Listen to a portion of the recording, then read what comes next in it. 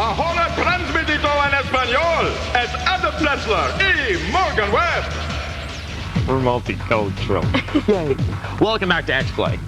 Now, Adam and I, like many people living in these turbulent times, are afraid of a lot of things. Super flu, for one. Premature aging. Terrorism. Dragon Ball Z fans. Yes, the Dragon Ball fans are often our harshest and least literate critics. Well, today we once again open ourselves up to a barrage of hostile email as we review a brand new Dragon Ball Z title. Yeah, get ready. Here's a review of Dragon Ball Z, Budokai 2. Ladies and gentlemen, thank you for coming! So, you probably expected distinct big boobies. Are we still allowed to say boobies? Dragon Ball Z Budokai 2 actually isn't half bad.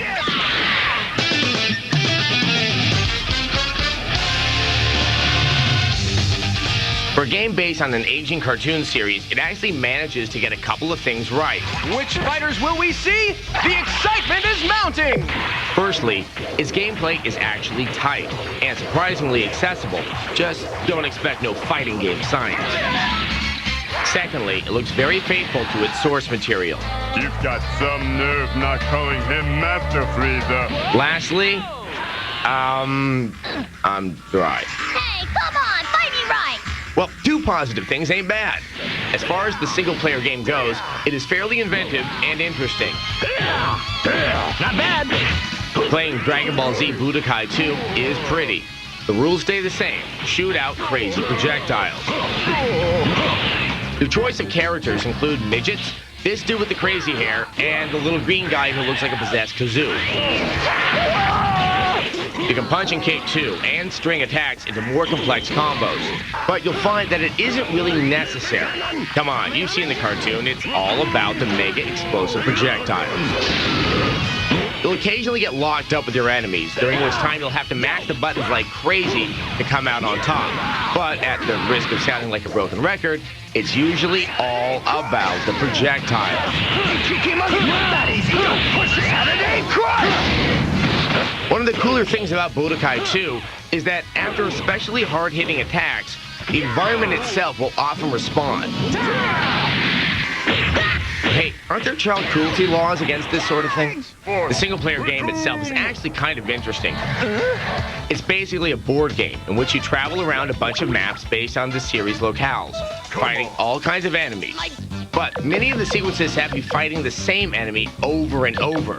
And if your attention span is anything like most Dragon Ball Z fans, then you're going to want to maul your TV after a couple of hours. There's no doubt about it. Budokai 2 is one for the fans. While the fighting is more than halfway decent, it's too shallow and strategically repetitive. That's enough! Aw, man, this is so embarrassing. X-Play gives Dragon Ball Z Budokai 2 a 3 out of 5. Okay, that's all for today. People, before you send the hate mail, a 3 out of 5 is not a bad score. Doesn't matter, they're still going to send the hate mail. Yeah. Now, you don't believe me? We have a little sampling of some of the whimsical fan mail the Dragon Ball Z boys sent us when we gave the first Dragon Ball Z Budokai a 2 out of 5. Okay, letter number 1 from Troy in Rector, Arizona. Rector. He writes, "You furs, I really like, but what you said about Dragon Ball Z, I felt like kick you ass. Do you know what you dice about the game made me cry? Holy crap." I don't know. I mean, you can't accidentally spell that badly, Troy. Now, if our negative review made you felt like kick you ass and cry, maybe a bonus for Dragon Ball Z is the least of your problems. And moving on to email number 2 from Jerome in Moreno Valley. He writes, DBZ fans will destroy you. I mean, at least he keeps it short and sweet. There's real beauty in its simplicity. Yes, Jerome, congratulations. You've taken the vague threat and made it in art form. Now, our final email is from The Great Guru. Ooh.